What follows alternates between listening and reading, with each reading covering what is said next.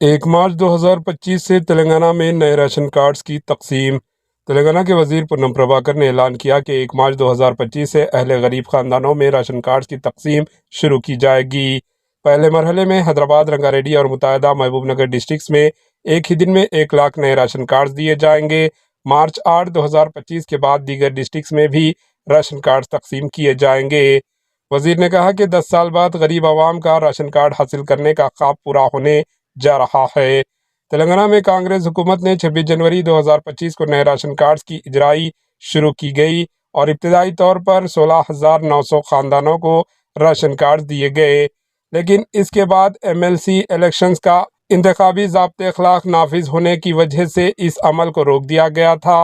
अब हुकूमत ने इन डिस्ट्रिक्ट्स में राशन कार्ड तकसीम करने का फैसला किया जहां इंतखाबी ज़ाब्ते अखलाक नाफिज नहीं है।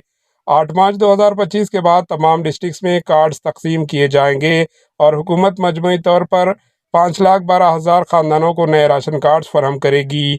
जो लोग अभी तक दरख्वास्त नहीं दे सके वो अब भी मी सेवा सेंटर्स पर 50 रुपये फ़ीस अदा करके दरख्वास्त दे सकते हैं। दरख्वास्त का स्टेटस देखने के लिए एक रेफरेंस नंबर भी फराहम किया जाएगा। Bureau report, AHN news.